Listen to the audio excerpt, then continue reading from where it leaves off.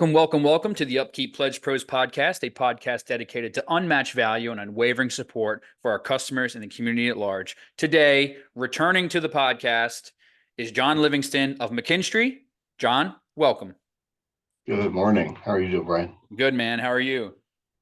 So good. Glad to be back, and glad to hear that the first episode went so well. So It did. It did. It sparked a lot of conversations surrounding general upkeep of maintenance and of the submarines, and it's very intriguing to learn about that stuff, right? And the last time you were on, we talked generally about your background, what you're doing for McKinstry, and all those great things. And we poked and kind of danced around a lot of the things with submarines. And there's a lot you can't talk about, which I understand.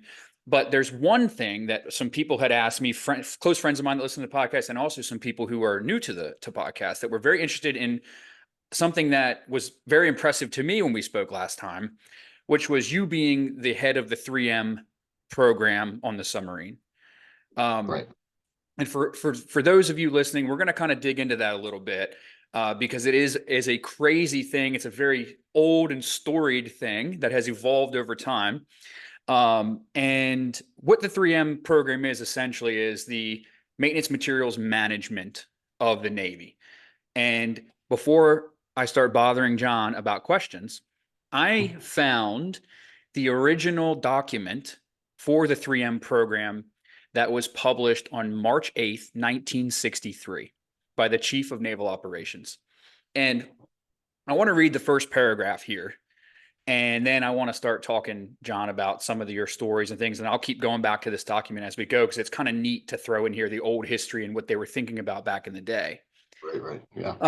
So the introduction is this. The Standard Navy Maintenance and Material Management Systems, commonly referred to as the 3M system, is a revolutionary concept of management currently being implemented in the active U.S. Navy fleet. This system takes cognizance of, it's hard to read, it's an old document, it's scanned in, and offers remedial solutions for the increasing complexity of equipment being introduced into the fleet and the decreasing availability of skilled personnel to maintain them. So why is that important? Well, John, you come from one of the most sophisticated places on the planet, meanwhile being 12,000 feet underwater or more, and you're also a training leader at McKinstry. So it's kind of funny that you've fallen into that spot, right? Yeah, for sure. No, and I think it's important right in the document. Even back in the 60s, they were thinking about this this important fact that aging workforce, that is exactly something we're seeing these days, especially in the trades. Increasing complexity, right? I just watched a video on AI technologies emerging from Google yesterday. All those things kind of mixed together, especially in the maintenance space. It's great to innovate. It's great to develop new products. Who's going to keep them running? Who's going to keep the lights on? And I think it's interesting, like you said, that they realized that back in the 1960s. And while I wasn't in active duty service in the 60s, right, I could kind of understand where they're coming from for sure, because these systems are so hard to keep up and running. The more complex they get. Yeah. I mean, it's wild to think about. And, like I said, I was just kind of perusing. I'm not going to go crazy in that document, but the introduction page is pretty neat. And I'll go back to it as we talk, but reading it through it, a lot of the problems are still the same, like you said. And, we have conversations. I have conversations with hundreds of maintenance professionals. Upkeep does the community report every year where we interview hundreds of maintenance professionals to see what are the pain points, what are the good things, what are the bad things in industry. We compile all of those things, and then we have a community report. And Right. some of the things, 80% of the things, are still happening to this day.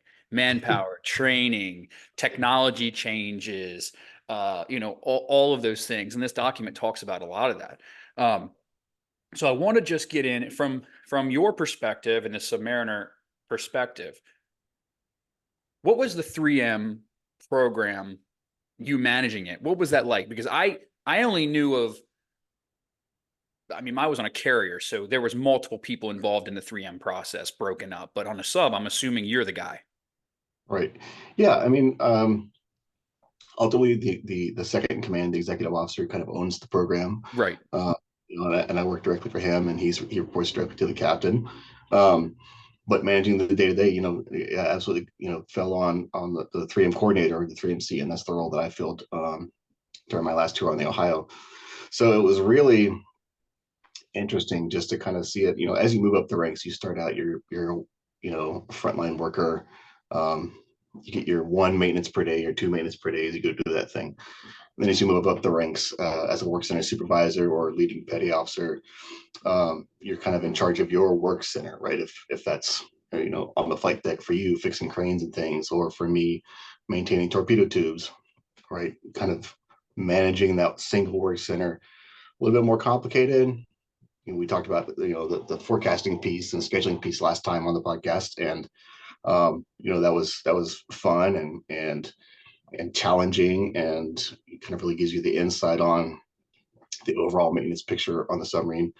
But then, and I think I talked about this last time as well, when you move up into the department leadership role or the 3MC role, in charge of all maintenance on the ship, you're really in that deconfliction zone where you're you're managing all of these schedules across the ship, across all work centers and outside activities as well. So you're thinking about audits, you're thinking about upcoming deployments and availabilities, you're thinking about shipyard period 3 years later, right? All these things that can't be fixed while the ship is in the water. So yeah, super challenging and very rewarding when it comes together for sure. But sometimes those rewards are far off in the future.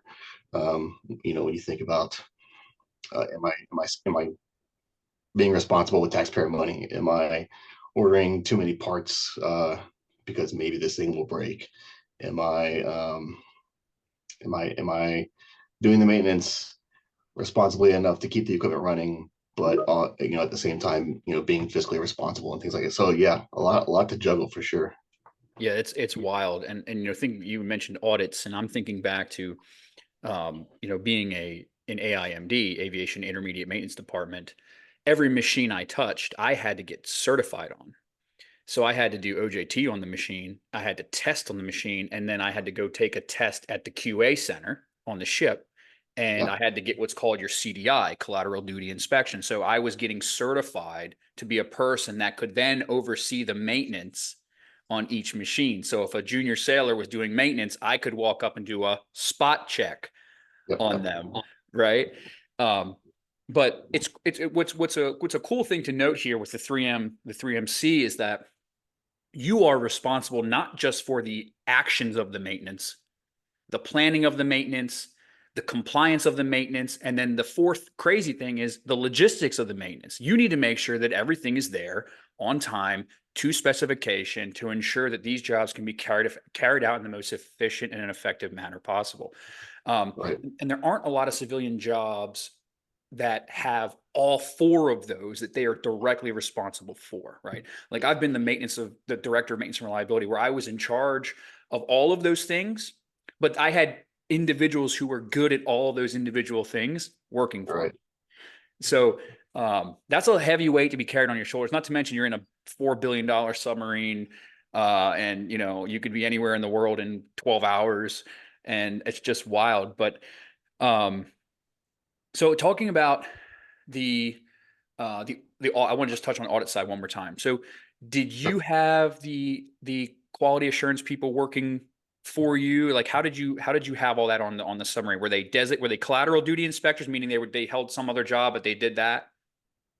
Yeah, so quality assurance was a collateral duty, and depending on your job, you either voluntold that you were going to be a QA inspector or not, right? So, think nuclear mechanics; they're obviously going to be a part of that program. Right. Submarine torpedo men as well, and a bunch of other different rates. But it was a separate program. We had a dedicated officer that was our quality assurance officer, and he had assistants that worked for him to manage that program. But it all fed into the overall ship's maintenance, right? So anytime they were diving into a QA controlled system, right, those parts needed to be ordered through our supply chain, and that ran through me. approving any jobs that were put into our maintenance data system that needed to go off haul. All that stuff went through me as well. So yeah, it was a juggling act for sure, keeping all those plates spinning. Just to be able to make sure that all those parts arrived on time, that the planning of the maintenance didn't conflict with other operations or system availability. Yeah, it was, Those are huge. yeah. Those are huge. And, if we talk about the systems, in the Navy, we use like a CMMS, right? It was like, I don't remember what the name of it was. Why are there balloons on my, did you see that? Yeah, it did. Why Maybe did, adjust. I have no idea why I did that. Let's see if I can make you do it again. CMMS, yeah. CMMS. Nope. Okay. I don't know, some AI tool, I guess. Anyway, yeah. So like the work order management form and the all the systems. I remember I was a work center supervisor for IM4, Mhm. so intermediate maintenance department 4, which was the flight deck, right? Which there was just 4 of us. We had a different work center away from the shop in the hangar bay. Myself was work center supervisor on days, and then we had a work center supervisor on night shift, and we got our direction from the LPO and all those people that were integrated into the 3M program, right? So Yeah. we had reoccurring scheduled work that was put out to us in that regard. Um, Mhm. but it was all on support equipment. So I wasn't touching physical ship things. That was Right. like the boatswain's mate, the DC guys, um, haul techs, all that stuff. Like they had like boat work to do. And then I'm sure a lot of the rates like you, like the sonar technicians and the torpedo, or not torpedo, but like the GMs and all those types. Right. So it was just wild. Like Mhm. that's a big, big bucket to carry, man. And that bucket fills up really quick and it's easy to spill. Yeah, absolutely. I mean, you think about kind of the ramifications if stuff does drop off or spill out of the bucket, like you said. If we're out to sea and you know a random check doesn't get done. Last time we talked about our water and oxygen purification system, right? Just think about the ramifications of that. If those filters don't get changed or things like that, right, you could potentially end up getting the whole crew sick. Yeah. And when the crew gets sick, you can't stand watch. If we can't stand watch, we can't be at sea. So, um, super super critical that no matter what. I mean, the smallest thing you could think of is filter checks and replacements could mean um, success or failure for that mission. There's a reason we do them, right? Yeah, That is the absolutely. intended outcome, right? We have intended outcomes for the type of work that we do. And, bringing it back to the civilian side, that's why a lot of strong maintenance leadership, they really harp on the fact of having maintenance tasks that are directed at specific failure modes so that work that is being completed is adding value and it's attributed to something, right? Something of value. We find so much that there's a lot of maintenance tasks that are remedial. They don't provide any value. They're either overdone or underdone, and they're really not doing anything, and you're just wasting resources. Yeah, And your leadership in managing that 3M is a lot of that weighing and juggling and like all that. And I know that the 3M manual or whatever, it really lays it out, and how yeah, things should be done per asset, per piece of equipment. But there is still a lot of critical thinking and operational context and all these things that have to be weighed in the decision making process. right. And did you find that was pretty tough?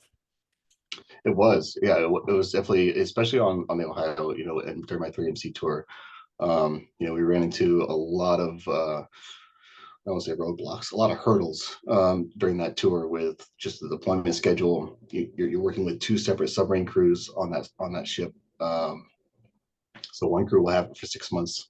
They'll turn over with the other crew, which will take it for about 6 months, and they'll alternate. So there's 6 months at a time where you have no idea what the status of your ship is, and then you come back, turn over with the other crew. You're getting up to speed.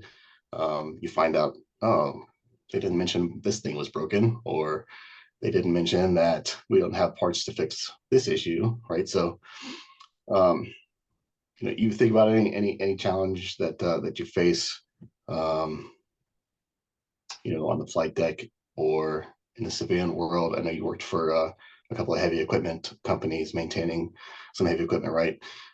Just think about leaving or giving somebody a machine for 6 months, and then they just bring it back, drop it off in your driveway. It's like, here you go, it's your turn to use it now. But okay, so did you change the oil? Did you uh, did you lubricate everything properly? So yeah. That's wild. It is like that too. It reminds me of, like, in the civilian world, it reminds me of like the day shift, night shift dichotomy, which it's like, you come on day shift and that's just like, you're like, what did you do? Like, wow, we didn't have the parts. Like, you didn't leave us this, you didn't do that, or like vice versa. And it's just having that constant checks and balances to ensure there's alignment across all of these things. Um, I wanted to quickly read another part of this. So this is the second paragraph of the introduction of the 3M manual. And I don't know, I just think this is so cool. All of our Navy history friends and stuff will appreciate these things, because you don't come across this stuff unless you really go digging for it. Right. Yeah, absolutely. All right, so here it is. Many people are amazed to learn that costs associated with maintenance of equipment account for as much of the Department of Defense budget as does the procurement of new equipment. That still rings true today. These costs become even more apparent when one realizes that all the gold in Fort Knox would not pay for the maintenance costs incurred by the Department of Defense for 1 year. How many realize the increase in logistics parts support cost? The most expensive electronic tube during World War II was approximately $170. Today, it runs as high as $16,000. And this is from 1963. I don't know currency exchange rates or whatever, but that's probably a lot of money, right? And I'm sure there's more than one tube. Mm-hmm. So, Absolutely. and before we got on here, John, you were telling me about some troubleshooting procedures that were documented and recommended for some submarine systems. And could you just share with our listeners like what that was, and then give us some cost association nowadays? Yeah, sure. And I don't know how specific I can get. Again, this is General, just be yes, general as hell. generalizations on troubleshooting on submarines. So you have to think. So these submarines were designed and built in the 70s and 80s using 70s and 80s technology, right? So think relays and circuit cards and computers that filled up warehouses. And part of those systems, when they were built, they thought, all right, well, if this thing breaks, these relays break, how are we going to troubleshoot? So they came up with this program that allows us to basically hot swap circuit cards inside these systems to chase gremlins or whatever term you want to use. And these cards are highly controlled, highly inventoried, and nowadays money costs millions of dollars because who makes a 1970 circuit card anymore, right? Um, so if one of these things dies, it's super difficult to try and reset up that supply chain. Or a relay, for example, right? These relays, last time they were on a production line were in the 80s and the 90s. Um, so thinking about that, right, and why that budget was probably so high is stockpiling this stuff before that production line went down, so that way we can still maintain these billion-dollar assets, and still do the country's work out the sea. So yeah, it was super interesting part of troubleshooting to have them break out this old this old leather case with these billion-dollar circuit cards inside, and hot swapping just to see, right?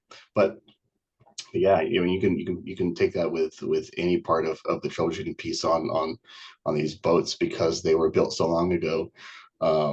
It's a challenge to keep them running for sure.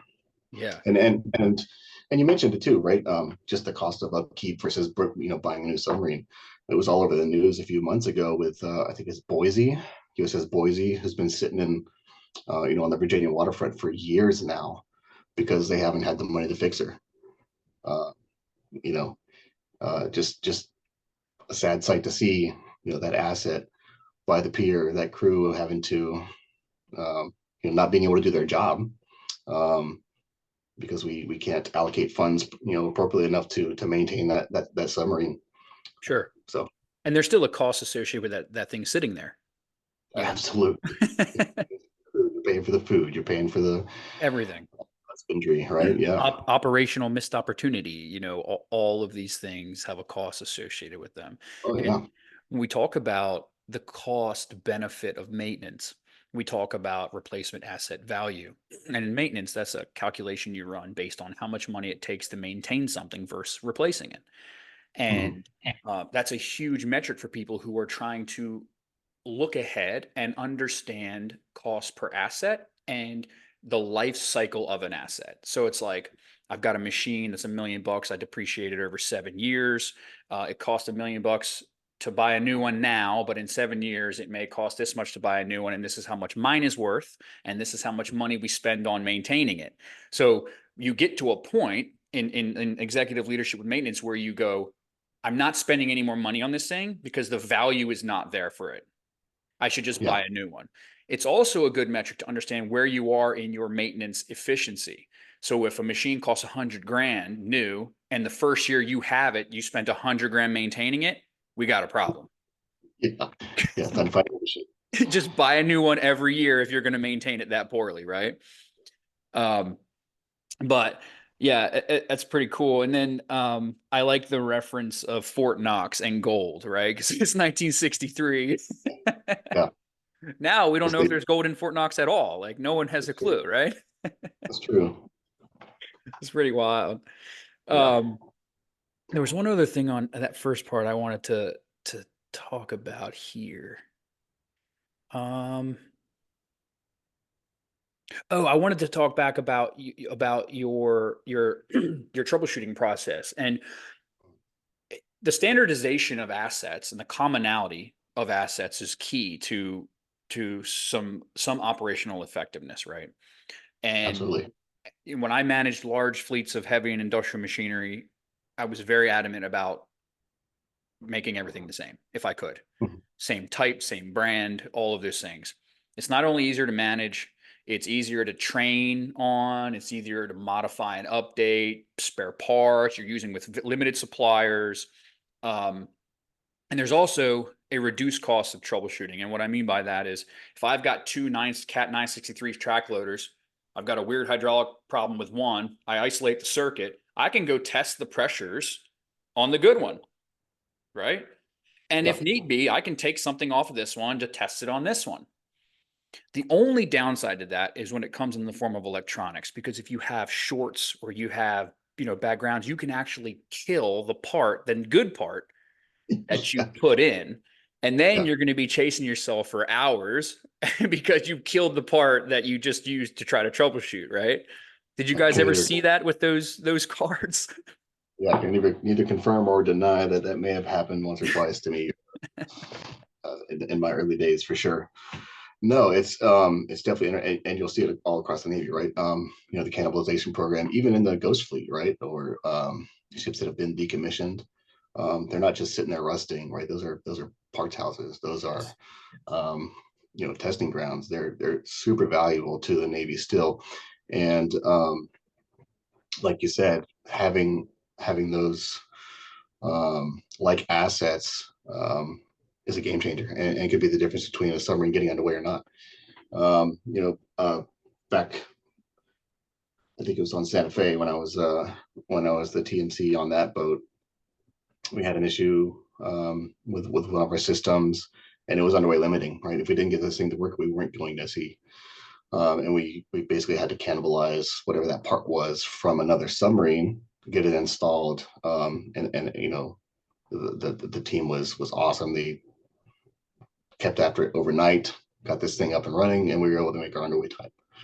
So, and we've talked before about the availability of those parts, those old circuit cards. Nowadays, these modern submarines that they're coming out with utilize a program called commercial off the shelf or COTS, and you've probably seen news articles where periscopes are controlled by Xbox controllers now. so, um, so yeah, it's definitely moving towards that space of, hey, we're looking at our supply chain just like everybody else in the country and everybody else around the world. We're seeing these pitfalls. We're seeing the traps that we set for ourselves when we commit to one supplier, and maybe that supplier goes belly up, or where their priorities changed, and they're not making enough money off of our business to keep producing this thing, so they're going to shift to something else. So yeah, it was the ingenuity of sailors is, and I'm sure all service members, right? E4 mafia is a real thing. Yes. um uh the ingenuity of those sailors to get that thing up and running overnight to meet the deadline to get underway at 10 o'clock in the morning, whatever it was something to behold for sure. And for everyone listening, these things are not like a trash compactor or a conveyor. This is a nuclear submarine. So Yeah, the thing that is being troubleshot, maintained, and repaired in a shift is not some. I got to replace 3 bolts in this thing, right? So there's a lot of context there that if you haven't been there, it's difficult to understand. for Um, sure. And just kind of expand on that context, we could go to sea with a lot of stuff broken. I yeah, almost said the other word. We can go to sea with a lot of stuff broken. There's very few things on board that will keep us in port, and that was one of those things. So, um, just think about how critical that system, how critical that system was to, and it's all about sub safety, right? The sub safe program has been around for a lot of years, probably since um, you know it was foreshadowed by the Challenger incident and the Thresher. And if you don't know about any of those things, right, please go look it up. But um, those two losses of American life and tax money and assets really brought about that subsafe program, and that program informs quality assurance across the country, both public and private. So right. And just getting back to the COTS, right? Your commercial off the shelf. I'm familiar with that term. I use that term a lot. A lot of half times I have to explain it because it is kind of a military term. But when I was in meetings about designing new machines, right, or very specific machines, and I was always the maintenance representative to ensure that we had what we call RAMs: reliability, availability, maintainability, and safety. Because at the end of the day, around the organization, around the country, my team members, the people that work with and for me, are going to be the ones touching those machines. yeah, So I wanted yeah, to make sure that we had a strong alignment from from the manufacturer to the engineering to the design, and all those things, because I wanted to make sure that I wasn't getting things that were so special that if I didn't have them as a spare part, or I had the spare part, maybe I consumed it and I was waiting for a replenishment, that if that something happened, I could not get that thing. And a yeah, lot of machines are like that. They have these weird things that you just can't get, or it's made specifically in house by that manufacturer or whatever. So I was the big guy in the room who would go, "Hey, I want a bearing I can buy at Granger. yeah, I yeah, want a shaft that's a nominal size. I want a chain that is this," right? And some of it was so basic that it saved us tons of time. And time as far as mean time to repair. So repairing the machine, restoring it back to its capabilities, but also in cost avoidance. And I like to use the term cost avoidance in scenarios like this because a lot of people say, "Oh, it saves us money." It's like, no, it doesn't.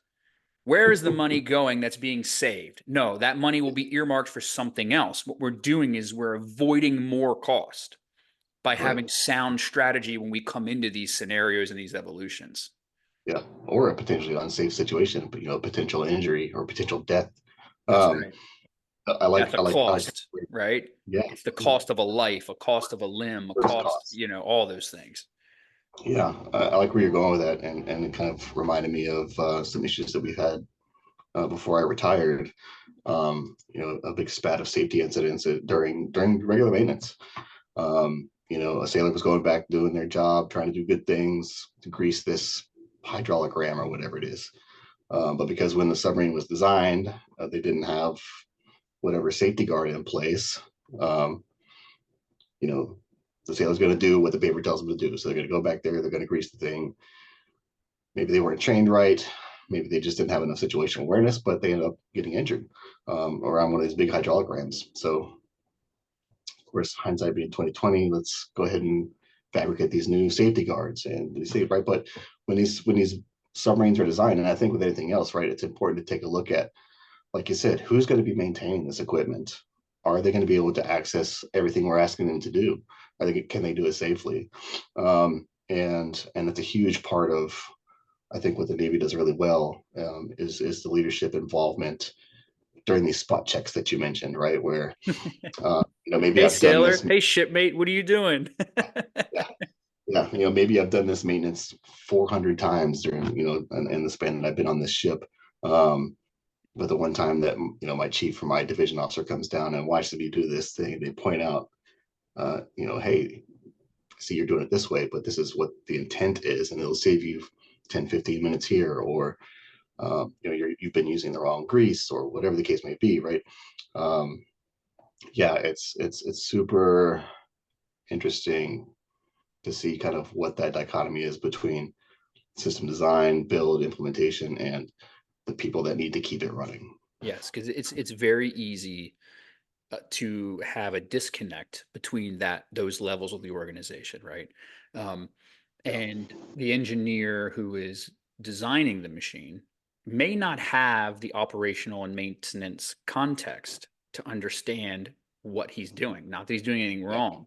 He just doesn't, he's not privy to those things. So I guess the point here is when you're moving into some form of asset management strategy or design strategy or context or whatever, involve as many levels of the organization that are going to touch, maintain, interact with that machine as you can. Because you will be surprised at the things that people bring up. As simple as, our hand won't fit in there. How do you yeah, expect me to turn that bolt? Right? Or just stuff like that.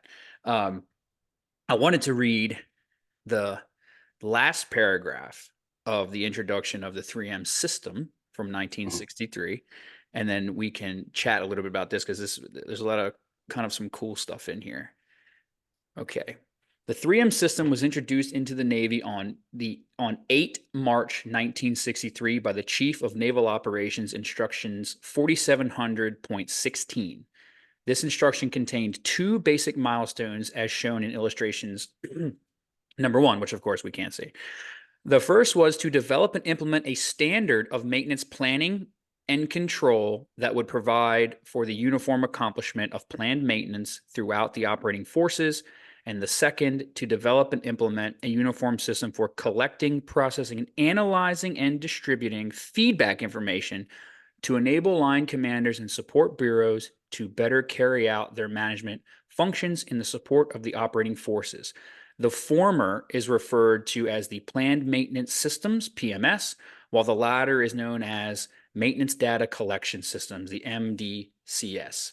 That by itself is the definition that we use today of preventive maintenance, prescriptive maintenance strategy, data collection, having a CMMS, having a means to look back on your historian, understand the work that's been done, where you're going, where you want to be, and being able to leverage all those things through sound, proactive, and preventive maintenance.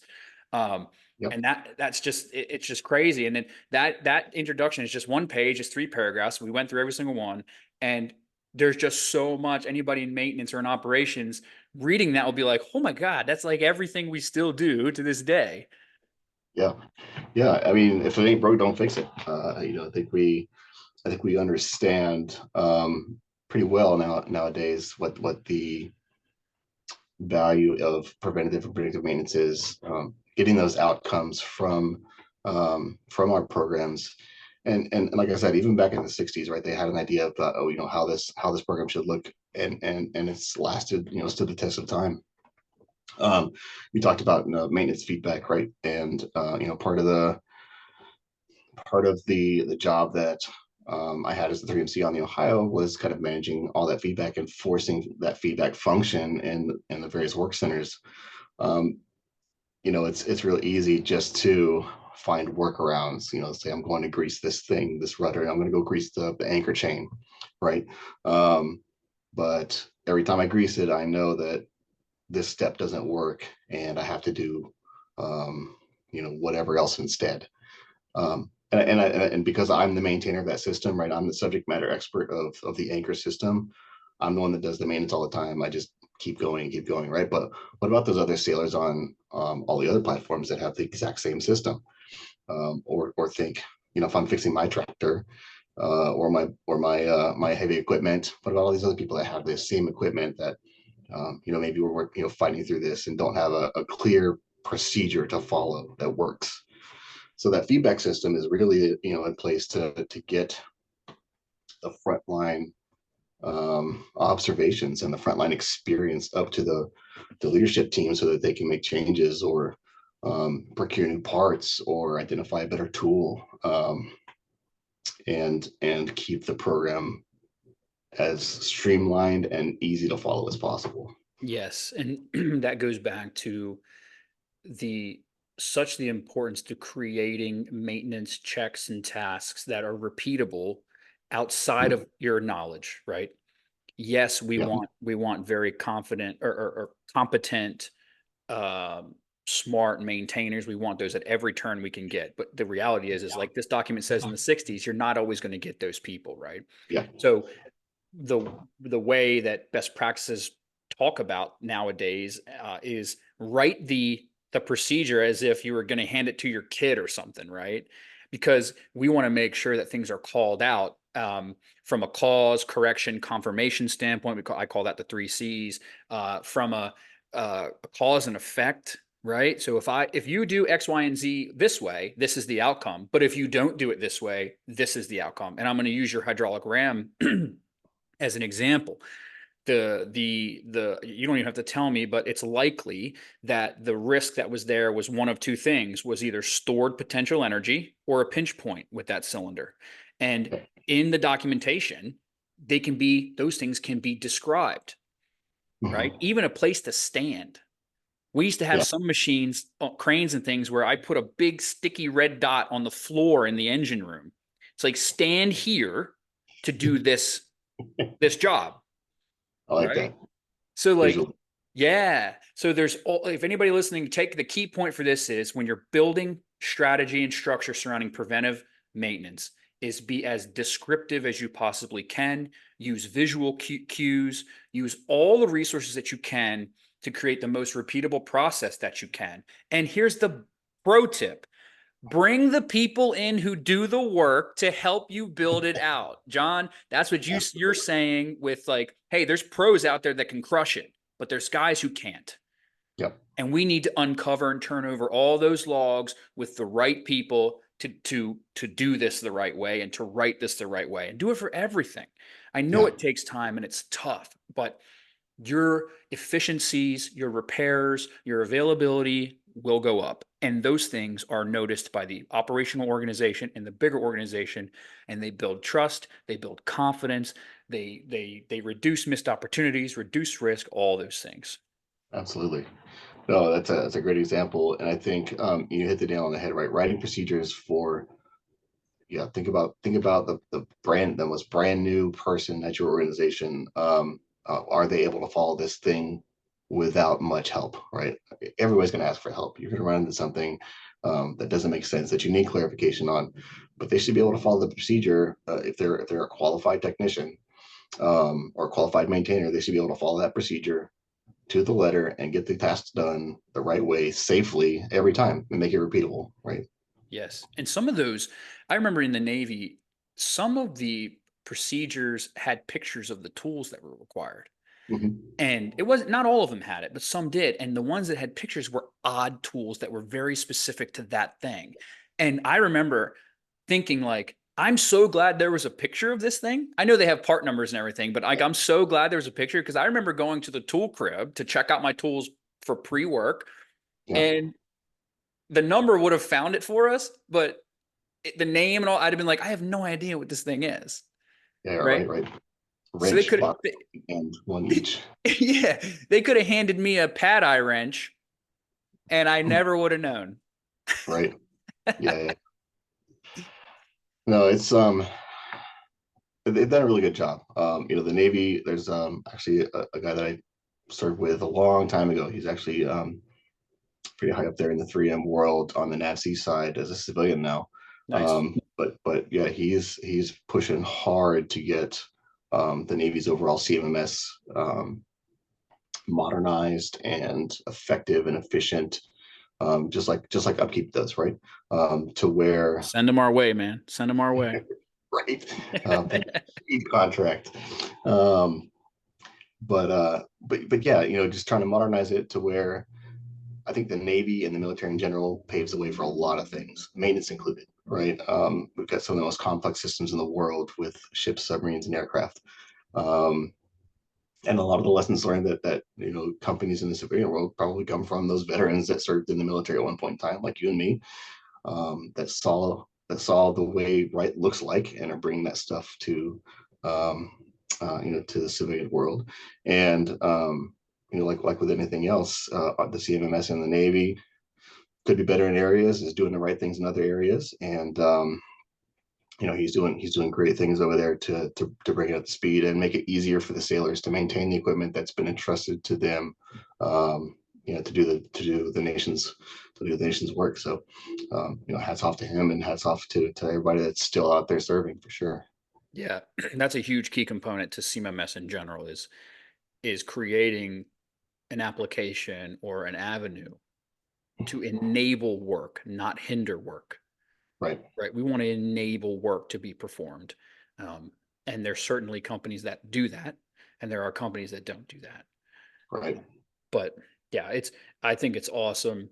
Talking to you is always a trip down memory lane because you've retired. You have a lot more in the time in the Navy than I do. And when we start talking about these acronyms and things, I'm like, oh yeah, I think I remember that. I was just a caveman, troubleshooting, run around on the on the flight deck, getting my raccoon tan and being dirty and smelling like JP5 all the time, soaking wet. I would smell like lemon all the time.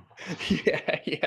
I remember one time before we go, we wore float coats, and the float coats have a manual activation. If you fall in the water, you can manually or they have a tablet that dissolves in water and it'll blow your float coat up in case you're unconscious in the water. Yep. Well, I ran the flight deck, you know, didn't matter if it was raining or not. When we forgot to pull those little tabs out of there or whatever, I was under a tractor one time, just jacked up, on stands, fixing something, and it started pouring down rain, and the flight deck fills up with water, and that Yep. thing blew up, and it pinned me between the bottom of the tractor and the flight deck. And my buddy Sep, who was also my partner on the flight deck, there's only two of us. I was like, help! I can't move. He comes running over and deflate my. We laughed for hours about that, but that was the first time it blew up on me. But Yep. yeah, I mean, it's a crazy thing, man. It's a wild thing. Lots of unique stories. If you guys know any veterans, Marine, Navy, Coast Guard, Air Force, Army, any of them, ask them wild stuff. I'm sure they have some ridiculous story about work, friendship, whatever. Most important, happy to talk about it. It's something that we're running into in the veteran space in general, right? At McKinstry, as a part of the Veterans Alliance, it's kind of our mission to spread awareness of how important it is to have veterans in the workspace, to talk about these things like we are today, and leverage the experience that they had in the military. And like you said, if you get a chance to catch up with somebody that served, probably some of the best stories you'll hear, and some of the best relationships you'll ever cultivate for sure. No doubt. And anybody listening, please, please, please look into McKinstry. McKinstry is a massive organization that's doing big things using their size and strength for good, whether it's workers, veterans, sustainability, all those things. They have a massive footprint, and they like Upkeep, which is why I work for Upkeep, because of their values, right? Are doing a lot of good things for working people who literally make this world go around. Absolutely. And that is immensely value. John, it is always a pleasure. You will be back. We will do part 3. We'll just, no matter if it has to do with submarines or not, we'll just keep this going where it's part 1, John, part 2, John, part 3, John. We'll just keep going. And Always a pleasure, man. Bryan, I appreciate you having me. Thanks to Upkeep for putting us on for sure, and look forward to coming on again for sure. dude, we're going to make it happen. And luck, the good thing is we're pushing your episode out immediately. Excellent. So Excellent. you're going to see it. Everybody's going to see it very soon. So I suggest you tell McKinstry they need to come come share our podcast with you, man. Absolutely. So, Absolutely. Maybe next time I'll cave into the wife and get a haircut and a beard trim. We'll see. dude, it's fine. That's why I'm wearing a hat. Try to cover my bald spot and my hair that's growing. It doesn't seem long, but it's long to me.